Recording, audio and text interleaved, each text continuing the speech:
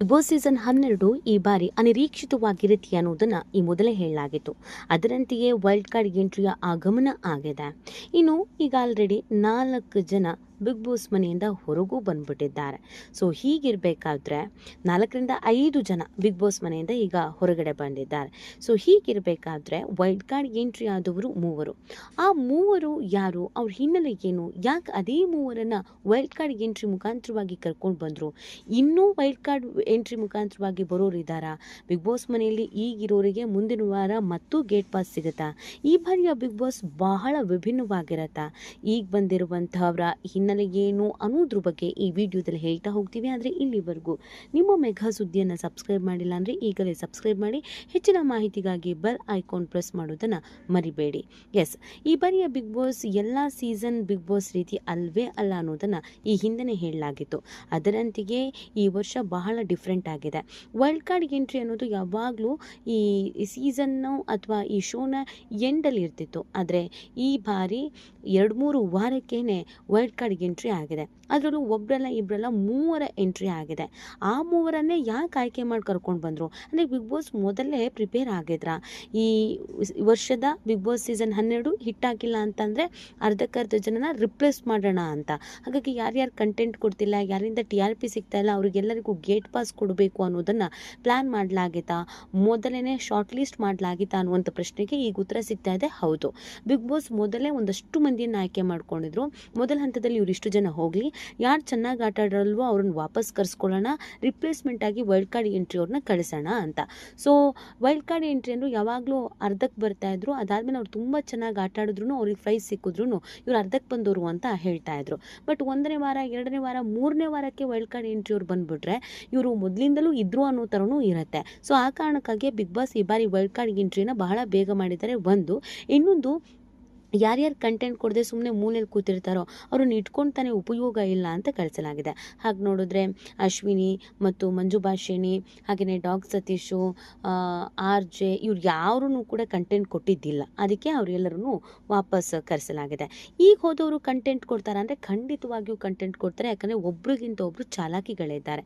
ಇವ್ರುಗಳ ಹಿನ್ನೆಲೆ ಏನು ಅಂತ ನೋಡೋದಾದರೆ, ಇದೀಗ ಬಿಗ್ ಬಾಸ್ ಕನ್ನಡ ಸೀಸನ್ 12 ಶೋಗೆ ವೈಲ್ಡ್ ಕಾರ್ಡ್ ಎಂಟ್ರಿ ಕೊಟ್ಟಿರುವ ರಿಷಿ ಗೌಡ ಮತ್ತು ಸೂರಜ್ ಸಿಂಗು ಇಬ್ಬರು ಕೂಡ ಆರಂಭದಲ್ಲೇ ವೀಕ್ಷಕರ ಗಮನ ಸೆಳೆದಿದ್ದಾರೆ. ಇವರಿಬ್ಬರು ಯಾರು, ಇವ್ರ ಹಿನ್ನೆಲೆ ಏನು ಅಂತ ನೋಡೋದಾದರೆ, big boss Kannada season 12 show 2.0 ಆಟ ಲಾಂಚ್ ಆಗಿದೆ. ಮೊದಲ ಫಿನಾಲೆಯಲ್ಲಿ ಕಾಕ್ರೋಚ್ ಸುದ್ದಿ ವಿನ್ ಆದರೆ 3 ಮನೆಯಿಂದ ಹೊರಗೆ ಬಂದಿದ್ದಾರೆ. ಈ ನಡುವೆ 3 ಹೊಸ ವೈಲ್ಡ್ ಕಾರ್ಡ್ ಸ್ಪರ್ಧಿಗಳು ಅಖಾಡಕ್ಕೆ ಇಳಿದಿದ್ದಾರೆ.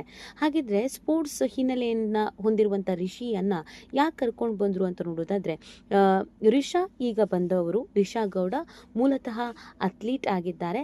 ಸ್ಕೂಲ್ನಲ್ಲಿ ಇರುವಾಗಲೇ ಸಾಕಷ್ಟು ಅವಾರ್ಡ್ಗಳನ್ನು ಪಡ್ಕೊಂಡಿದ್ದಾರೆ. ಸಿಕ್ಕಾಪಟ್ಟೆ ಆ್ಯಕ್ಟಿವ್ ಕೂಡ ಆಗಿದ್ದಾರೆ. ಕಾಲಿಗೆ ಪೆಟ್ಟಾಗಿದ್ರು ಕೂಡ ಸ್ಪೋರ್ಟ್ಸು ಆಡಿದ್ರು. ಅದಾದಮೇಲೆ ಸ್ಪೋರ್ಟ್ಸಿಂದ ಅಂತರ ಕಾಯ್ದುಕೊಂಡ್ರು.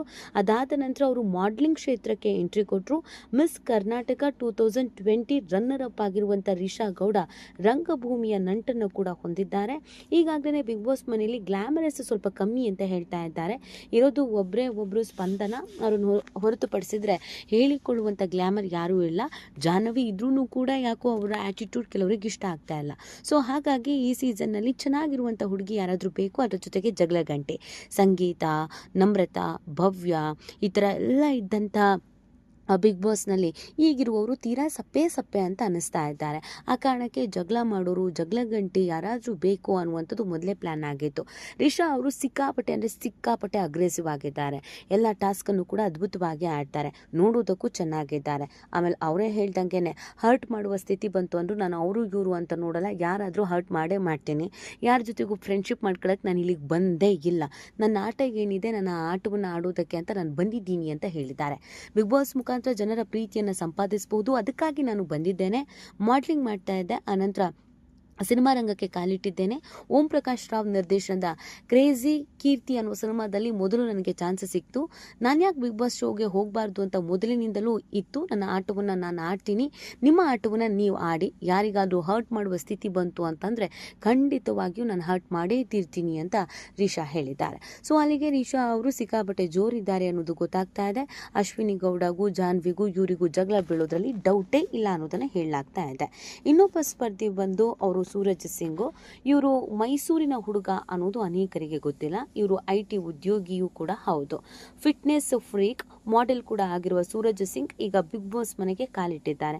ನಾನು ಮೈಸೂರು ಹುಡುಗ, ಹೆಸರು ಸೂರಜ್ ಸಿಂಗ್ ಅಂತ ಇದೆ, ಆದರೂ ನಾನು ಕನ್ನಡದ ಹುಡುಗ. ಉನ್ನತ ಶಿಕ್ಷಣಕ್ಕಾಗಿ ನಾನು ಕೆನಡಾಗೆ ಹೋಗಿದ್ದೆ. ಈಗ ನಾನು ಮೈಸೂರಿಗೆ ವಾಪಸ್ ಬಂದಿದ್ದೇನೆ. ಯಾಕಂದ್ರೆ ದುಡ್ಡಿದ್ರೆ ನೆಮ್ಮದಿ ಇರಲ್ಲ ಅಂತಾರಲ್ಲ, ಆ ಥರ ಆಯಿತು. ನಾನು ವಾಪಸ್ ಬರೋದಕ್ಕೆ ಕಾರಣ ನನ್ನ ಅಕ್ಕನಿಗೆ ಮದುವೆ ಆಯಿತು. ನನ್ನ ತಾಯಿ ಒಬ್ಬರೇ ಇರ್ತಾರೆ, ಹಾಗಾಗಿ ಬಂದೆ. ಈ ಸಮಯದಲ್ಲಿ ನಾನು ಅವರ ಜೊತೆಗಿರಬೇಕು. ನನ್ನನ್ನು ತುಂಬ ಕಷ್ಟಪಟ್ಟು ಸಾಕಿದ್ದಾರೆ ನಮ್ಮಮ್ಮ ಎನ್ನುತ್ತಾರೆ ಸೂರಜ್ ಸಿಂಗ್. ಇವರು ಸೋಷಿಯಲ್ ಮೀಡಿಯಾದಲ್ಲಿ ಸಿಕ್ಕಾಬಟ್ಟೆ ಫೇಮಸ್ ಆಗಿದ್ದಾರೆ.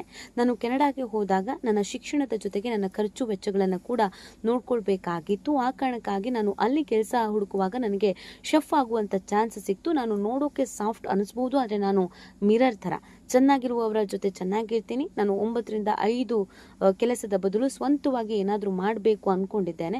ಅದಕ್ಕೆ ನನಗೆ ಈ ಬಿಗ್ ಬಾಸ್ ಶೋನಿಂದ ಸಹಾಯ ಆಗಬಹುದು. ನಾನು ಬಿರಿಯಾನಿ ತುಂಬ ಚೆನ್ನಾಗಿ ಮಾಡ್ತೀನಿ. ನನಗೆ ಈಗಲೂ ಈ ಶೋನಲ್ಲಿ ಇದ್ದೇನೆ ಎಂಬುದಕ್ಕೆ ನಂಬುವುದಕ್ಕೆ ಸಾಧ್ಯವೇ ಇಲ್ಲ. ಇದು ನನಗೆ ಕನಸು ನನಸಾದಂತೆ ಇದೆ ಅಂತ ಸೂರಜ್ ಸಿಂಗ್ ಹೇಳ್ಕೊಂಡಿದ್ದಾರೆ. ಅವರೇ ಹೇಳೋ ಹಾಗೆ ಅಡುಗೆ ಚೆನ್ನಾಗಿ ಮಾಡ್ತಾರೆ ಅಂದರೆ ಅಡುಗೆ ಮನೆಗೆ ಫಿಕ್ಸ್ ಆಗ್ತಾರೆ, ನೋಡಬೇಕಾಗತ್ತೆ.